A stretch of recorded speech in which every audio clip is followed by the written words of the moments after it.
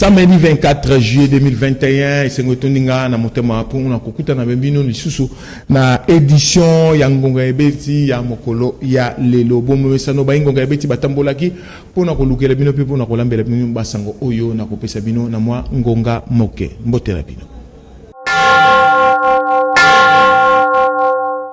Bakambia ba confession religieuse ya Congo démocratique basalaki déclaration wapi bazali bongo ko dénoncer ba pression oyo bazali ko uzwa ko uta na ba camp politique ya Congo démocratique kolanisama na boponami ya président ya Sika ya Seni Abe Chole ozali bongo secrétaire général ya Senko Abe Tisingonga voilà. Au moment où nous nous engageons à procéder à la désignation des non-candidats à la CENI, Nanzela ya déclaration oyo basaki mokolo vendredi 23 juillet 2021 à Kinshasa, ba confession religieuse batalisaki position à bango kolandisama na désignation ya ba candidat ya prochain bureau ya commission électorale nationale indépendante CENI na Mukuse. Wapi bazali pe ko dénoncer ba pression nyonso oyo na ba intimidation ba menace bazali kozwa kouta na ba personnalité politique et le Congo démocratique pour na ko empêcher bango basala musala librement na yango ba confession religieuse ba moni ete esaleli wana ezali mabe oyo ya ba politique lokola manko ya respect envers bango pe bazali ko qualifier yango lokola abi ya pouvoir na yango bazali ko kebisa ba nyonso oyo bazali ko sala ba menace ba intimidation pe ba pression sima na bango boyoka Abe Donatien Chole oyo azali bongo porter parole ya ba confession religieuse et le Congo démocratique ndenge abetaki ngonga na bokutani ya lelo batalaki makambo etali ba critère ba adopter ba critère ya évaluation mais bandimi ko bakanaki na nsuka misa na bango ko pesa mukana moye me message moye maloba maye oye kolakisa te bazali lisanga bazali ko zwa musala bapesi bango lokola mission ya kosalisa ekolo kasi bazali balingaki mingi kobeta mbela pamba te awa bango balingi kosala musala oyo esengeli kosala na bonsomi na liberté boko batu oyo baganisi bazali na makoki ya komenase bazali na pouvoir ya kointimide ya kobangisa babandi kointimide komenase koinfluencer boko bandeko ya kati ya confession religieuse po bapekisa bango kosala mosala kopekisa biso kosala mosala na bonsomi nyonso yango wana lokola baloba na lingala omoni ndokibelela abaya kobelela mpona koloba polele ke toyebi bango donc soki likambo ya mabe kweli moko na kati ya babiangani kosala mosala wana toyebe pa euti mpe totika bango bongo te ngonga ebeti kolandisa makaka na déclaration ya bakambi ya ba confession religieuse nde etindi mwana mboka Prince Epenge communicateur ya plateforme politique Lamuka akoka bongo ko réagir pour na ko soutenir position ya bakambi ya ba confession religieuse na etali bongo boponi ya mokambi ya Sika ya Seni boyokaye na micro ya Yannick Mulengo pe Jires Natuba tolobaki Seni ya 2023 tondimi ba politicien baza na kati lisusu te pona nini ba congolais banso balobi esengi ko changer ko bongo la Seni raison ezali nini raison ezali po ete ba congolais bayebe te ba Seni oyo ebongisa makonomi eleka na mboka na biso ba politicien bazalaki na kati tobengi yango commission électorale nationale indépendante par rapport à qui et par rapport à quoi par rapport aux influences politiques mais c'est que tous les politiciens tous ont dit na Seni à 2023 et puis tout le monde peuple vous se décourager te balao boya ko voter mbongwa nekeya ou alors tous aba malades ou nous sommes des fous alors le quoi tu aba malade te le quoi tu aba fou te tout le monde Seni ambala oyo esengeli za la dépolitiser bon lelo banganzambe balobio ba zongi sima et c'est là que lingi esengeli boye banganzambe balingi nde ba tinde piège na monsieur Félix Tshilombo parce que va comprendre que Félix Tshilombo a lingi ba élection té alingi azo prétexte to raison ya koloba banzambe nde ba bloquer kingai ba boye ko désigner président à Seni yango yewana esengeli to kende na glissement Donc bananzambe balingi nde bakoloba na poto couper l'herbe sous les pieds à M. Félix Tshisekedi. Kasi bayebi ete en désignant un président de la CENI, ils vont se faire piéger. Bango moko balobi bazali na ba menace de mort. Bazali na pression politique ya bato ba na pouvoir. Ce qui déjà là nous kaka pona ko désigner président de la CENI, il y a des pressions. Et alors pona ko publier ba résultats et que ça carrément assassinat en 2023 contre bananzambe wana. Donc, tu exhortes Bango à désigner la CNI. Pour la réforme de la CNI, pour soumettre balé à Pamba, il y a Tchanan. 2 semaines, il y a un sali en un cadre de consensuel. Et puis, tu le dis que les meilleurs gagnent. Ce qui va pour nous en 2023, tu veux que Félix Atabotieli Bembe, le bosso na le candidat, et Bembe et Kilunga Maponomi. Pour bilan, Félix Yalima Bema casse. Échec sur le plan social, Nzalambo Kamumba, pauvreté Kamumba, insécurité partout, Mbongo ya peuple par détournement partout.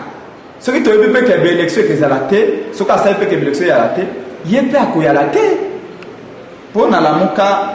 l'élection est raté, na scène où elle est dépolitisée.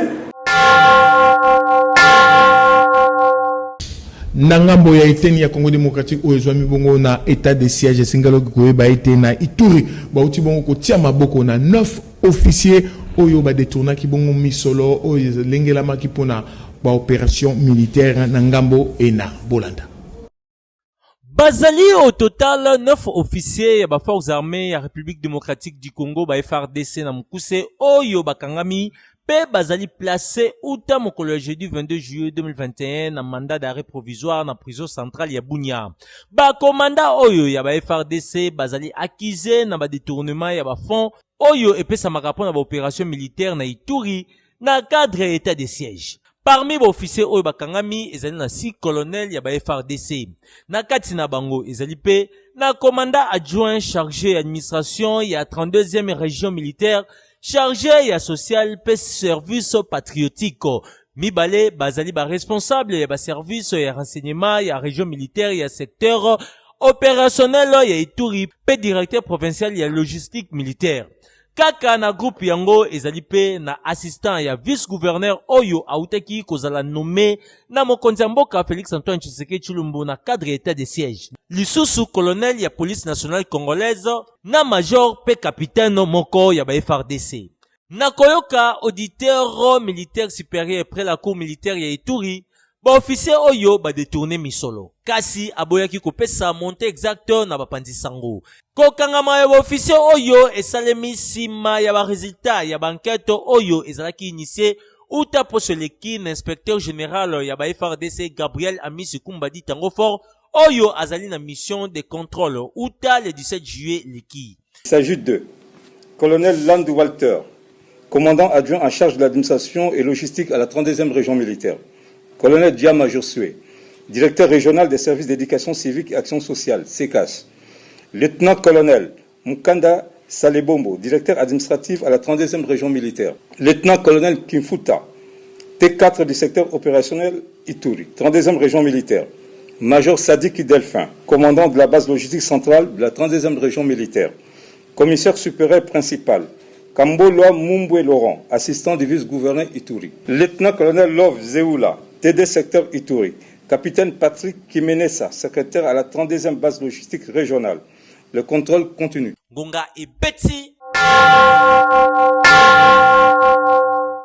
Nangambo la province mususu o ezali bongo na état de siège na est ya Congo démocratique tolobi na nord Kivu ba utipe kokanga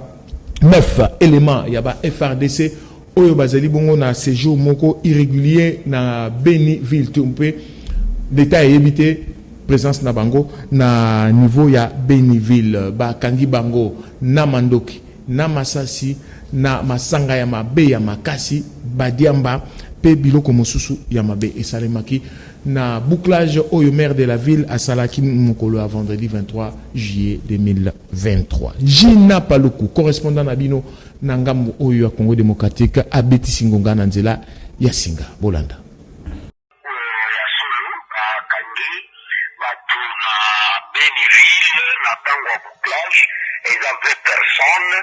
Na kati na mwabangu basoda 9 baoyo bazaki a situation irrégulière na kati ya ville bakangi na bandako na bango basokoto ya bayi mapinga mpenza ya FRDC bakangi mpe minduki minei na munition na masanga oyo epekisami na oyo babengaka mpenza oyo babengaka na lopoto chavre. Donc ezalaki na ntango ya bouclage oyo ezosalema mokolo iso na Beni na likolekela bokonzi ya maire de la ville le commissaire supérieur principal Narcisse Muteba Kachale oyo na collaboration na babourgmestre minei ya ye bazokolabore mpenza kosala babouclage na kati ya babouclage bazokanga bao baza na situation irrégulière na baminduki na baarme blanche yango nde bamemi bango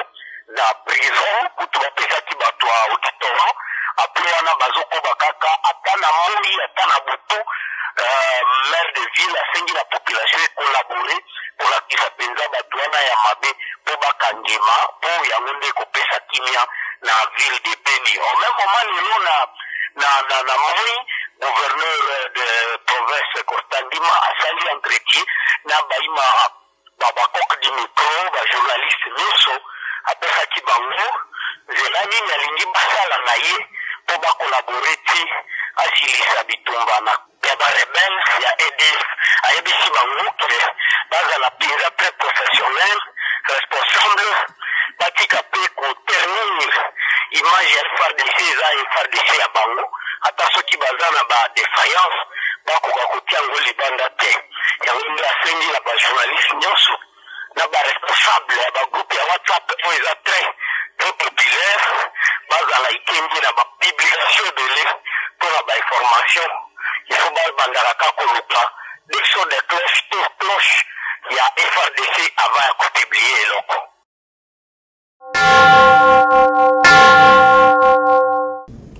Na basango mosusu sortie officielle ya association ya ba médaillé pe ba bénéficiaire ya ba titre honorifique pe mérite na bokuse AMT et Salema Kibongo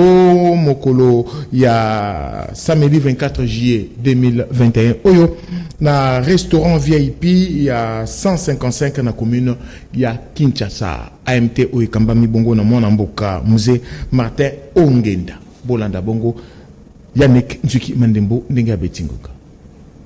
Sima na bango kozala notifié officiellement na arrêté ministériel ya justice pe garde des sceaux numéro F92/43-184 uta le 21 juin 2021 na tina kosala misala na bango na etando nyonso ekolo Congo démocratique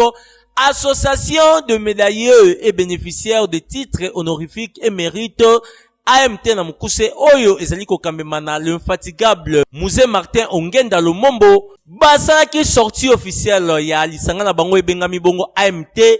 mokolo ya samedi 24 juillet 2021 na signe ya respect ya ba geste barrière ya COVID-19 na ekolo Congo démocratique nyonso esalemaki na présence ya secrétaire ya chancellerie des ordres nationaux mwana mboka Christophe Nungu Banza oyo yemoko pe azali membre na kati ya AMT nyonso wana kolandisama na vision ya chef de l'État Félix Antoine Tshisekedi Tshilombo commandant suprême de forces armées ya ekolo Congo démocratique na ya la police nationale congolaise epai wapi AMT eza wana pona encadrement kosangisa pe ko défendre ba valeur pe lisusu kopesa honneur ya lokumu na ba médaillé nyonso ekolo Congo démocratique na nyonso boyoka musée Martin Ongenda Lumombo président national ya AMT ndenge azali kobetisa ngonga. Nazo remercier mokonzi ya mboka pona sécurité na benga kai loin de Dieu. Biso tozali apolitique. Nyonso baza na intérêt na mboka na biso base la biso toko kita na province nyonso puis toko installer na intérêt mo ma république. Pona ko sunga moko na moko katikati na biso oyo alati médaille. Pona ko lakisa koma ko tambola, koma ko se comporter liboso ya bato. Comment combattre la médaille oyo et puis pour nous côté la vision il y a mokonzi mboka. Moi je pense que c'est plus important tous à la maîtrise avant d'agir, avant de se comporter. Il ne faut pas qu'on de gauche à droite. Il faut aller toujours dans les bons. Longonya na ba membre nyonso ya AMT na ndenge bondimi ko accompagner misala ya chef de l'État Félix Antoine Tshisekedi Tshilombo oyo azali pe lisusu parrain pe membre d'honneur ya ba médaillé ya ba titre honorifique nyonso ekolo Congo démocratique ngonga ebeti.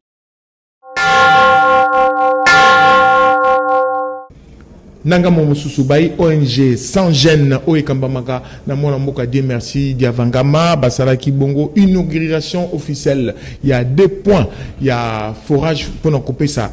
ba population ma ya Peto na commune il y a Makala mokolo ya samedi 24 juillet 2021 boyo kangonga ndenge ebetamaki. L'infatigable Dieu merci Diavangama moto oyo azalaka na souci à jeunesse congolaise et évoluer azali toujours ko marqué ba point na nzela ya ONG na ye sans gêne pour le développement du Congo. Bongo mokolo ya samedi 24 juillet 2021 oyo akitaki na balabala Gungu numéro 4 bis P Lukusu numéro 16 na quartier Lemba village na commune ya Makala wapi sous le haut patronage ya son excellence vice-ministre ya budget mwana mboka Élisée Bukumani ya Maposo bai ONG sans gêne basalaki inauguration. Il y a 2 points à forage pour être population eteni oyo bakoka bongo kozwa mai ya petwa. Na milulu oyo vice-ministre ya budget azalaki représenté na chargé de mission na mwana mboka Anissé Malom oyo kutu akataki ruban symbolique. Ba membre d'honneur oyo bazalaki présent sur place tutangi. Mwana mboka Papi Mantseka oyo babengaka Piments Color pe mwana mboka Mbombo Aloïs Marocain bango pe bazangaki te kobetisa ngoka. Biso moko tomoni na misu ba 2 sites à forage d'eau oyo za construit par ba appui ya ba membre d'honneur mususu pe à travers ONG sans jeunes o inauguré yango mai ebimi eza na ba recoin moko mai ebimaka te aza na ba difficulté pour la mai et consort sous le haut patronage il y a son excellence Élisée Bukumani Maposo vice-ministre du budget. Sans gêne à inaugurer, à remercier les membres d'honneur Néni Balé, qui ont moyens pour la réussite, il y a un oyo, l'intérêt à la population et à la commune, il y a Makala. Je retiens à la population, baye et belé, pour les mailles orphelés, babatela, miloko oyo, malamu oyo sans gêne, à Tiepona, Bango, et la Toseng na bana Makala, va soutenir ONGD sans gêne. Ngunga ebeti.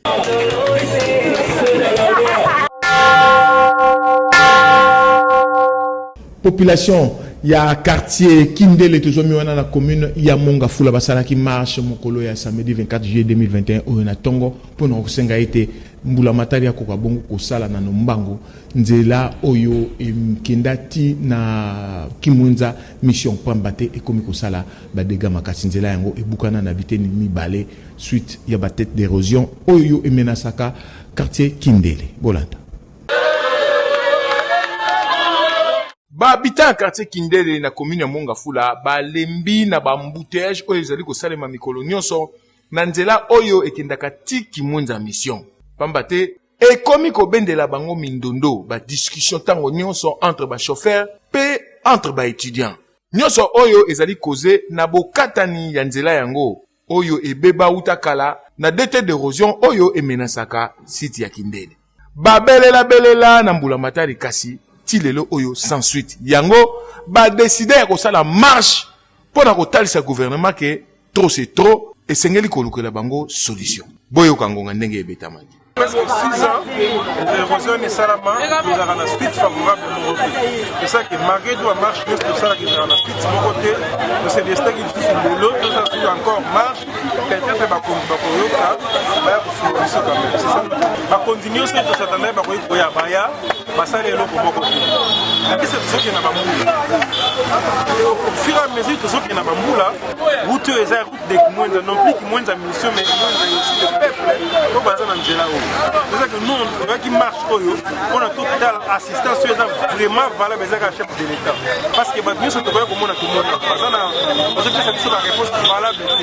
réponse valable pour ça. Quand on marche, on dit que c'est le chef de l'État. Il y a même des gens qui réagissent. Peut-être que nous par rapport à ce que esengeli koyeba ete nzela oyo ekoma kopesa pasi mpona baétudia ya istem bakende kelasi alors que bazali en pleine mi-session. likambo ya urgence oyo ya 100 jours ya tata mokonzi na kindele ezali na yango te. Ngonga ebeti likambo ya somo mpe ya soni uto salama na commune ya Kisonso wapi ekiri moko ya bana basi pe bana mibali bakomi koteka bana mike po ete mibali bakoma bongo kosakana na bango. Bolanda Kinshasa ekokamwa kopa soni pe ya kindoki ebimi ya kolivre bana ya mike epa ya mikolo po ete ba viole bango. Ka ekiri oyo babengi le bataillon de soif awa na Kisenso na quartier mission oyo batilisaka bana mike na kindumba oyo na français babengi prosélytisme de mineurs. Mokonzi ekiri le bataillon de soif akangamaki mokolo mercredi 21 juillet 2021 elongo na client na ye oyo a violé Miradi mwana ya 14 ans oyo président ekiri atindaki selon baje na bango epai ya tonton oyo bozali komona na koloba ete azula ye 500 francs po ete asombela ye lipa. Sur place tonton wana balukelaki ye pe a violé ye. Na résistance pe na koganga population eyaki pe eche bango maboko boyo kangonga ndenge betami. Oyo musane yango raka koteka bana batu yepe ya bato ba soif musane koteka bana batu kandi ngona kintumba 500 oyo yebo musane ba 500 francs ngona mukebo kilo pesa yepo yene na kosutoni makamunyozo sa mabea ngona monsieur oyo wana kula répéter tala ba konena maboko na tala suki na donc aza moto to karambi konzo akena kazonga to sigi mbaloyo donc l'état ça charger na ye to vanzi na ba ira ngaite me ba onde ba ko tala ngai ba onde ba ndo tambo na ba ko tala to ma ba ke pano ko luka batela ngana na poste vananda na vananda na poste na vananda mwana moi ba masalita na bande na boso seli mwana bona teka ki tembe alikola mu il faut pas me mettre dans l'hôpital to ça réquisition to me mettre dans l'hôpital ba examiner peut-être que ses amis peut-être qu'elle est malade donc on ne comprend pas, c'est vraiment pitié vraiment na mbumu na mabelo to ça musala ngonga ebeti tozali bongo na page magazine na édition lelo camp de la résistance ya PPRD o ekamba makana mwana mboka Victor Bosoku ba démarrer ki bongo série moko ya tournée oyo ekosalema na fin 6 province ya République démocratique du Congo yango esalama ki bongo mokolo ya vendredi 23 juillet 2021 oyo point de départ za ki bongo district ya Mont-Amba na ville province ya Kinshasa Yannick Nzuki Mandembo pe Jires na Tuba ba betingonga pona bino Bolanda. Na cadre opération d'occupation ya terrain oyo ezaki lancé na secrétaire permanent ya PPRD Emmanuel Ramazani Shadari nde coordonnateur ya camp de résistance ya PPRD le très charismatique le cadet ya PPRD Victor Bosoku et Kaka autrement dit le Saint-Esprit abandaki série ya tournée oyo esengeli esalema na 26 provinces mobimba ya République démocratique du Congo mokolo ya vendredi 23 juillet 2021 wapi première étape ezalaki bongo na Kinshasa capitale ya ekolo Congo démocratique précisément na district ya Mont-Amba wapi epai nini le Saint-Esprit atambolaki na 5 communes nyonso oyo komposaka district oyo kobanda na commune ya Kisenso esika nini bendele ya PPRD ya Joseph Kabila Kabange epepaki likolo makasi koleka na mobange na carnaval motorisé oyo le cadet ya PPRD asalisaki sima ya bokomi na ye na kati ya mabele ya banga moyo koloba bongo Kisenso Victor Bosoku et Kaka coordonnateur ya camp de résistance ayambamaki kitoko esika nini asensibilizaki baimboka mingi penza bana ya PPRD baye bakomi batela pona 3e vague ya COVID-19 oyo ezali koboma na ndenge ya kosakana te wapi Victor Bosoku akabolaki bakashine pona kotalisa penza ete PPRD etelemeli bokono ya COVID-19 na République démocratique du Congo mobimba kaka ndenge ya mesana kosunga Saint-Esprit esalaki bomo mesano pona kokabola misolo pe biloko ya ndenge na ndenge na baye oyo bazali kozanga sima nango camp de résistance na mokambi na yango Victor Bosoku bakobaki na carnaval motorisé na bango pona kokita na commune ya Matete na message semoko pona koleka lisusu na commune ya Lemba kuna kutu ezalaki bendabika po awa penza baimboka bandimeli misala ya Victor Bosoku balobi bango nyonso tout sima ya China Rambo autrement dit Joseph Kabila Kabange sima na yango akitaki bongo na commune ya Ngaba pona kokende kusukisa na siège ya Ligue de Jeunes ya PPRD oyo ezoma na limité 6e rue kuna kutu Victor Bosoku alansaki message moko pour na koyebisa baimboka ete sans une parcelle sans le PPRD pour 2023 ezali koya kasi mwana nyonso ya PPRD esengi ya milengela po esengeli ko préparer yango lelo boyo kangunga. Donc il faut sensibiliser jeunesse na biso po bazala lisusu makasi lisusu ba préparer cap vers 2023 ya mibale ezali bongo ko identifier ba oyo bazala biso ko identifier tosali mosala na biso kopesa rapport na biso atete quand ya résistance rapport na biso kopesa chiffre makambo nyonso c'est le 80 tokutani lisusu ndenge tokutani na habitude donc eza comprendre nalobaka yango soki mama nguba atiki nguba na ye na kati ya sali yo oteki nguba 100 francs esa oyeba kolongolaki 100 francs na kati donc eza eloko te ke weke wana eza nguba 100 francs me nguba mama ye atali kaka nguba ne ndenge yalaki akayeba perte soki amonaki ezalaki merci eza $100 mpona balongolanga mino na pesi merci beaucoup parce que aza papo aza na mutema munene alingi omona te bana na ye bacamarade na ye basouffrir donc c'est ça yango na mutema oyo nzambe apesa ye yango bapesinga $100. Tango ya bilobaloba ba discours ya lokuta ba distraction esili pour 2023 esengeli ko préparer yango lelo wana ezalinde maloba oyo Victor Bosoku abetelaki sete prochaine étape ezali wapi ezali bongo na district ya Funa bana ya Funa esengeli bozela Victor Bosoku na ndenge ya kosakana te pokuna ekozala sombele suka bisanga bolobo suka bingbale ngonga ebeti.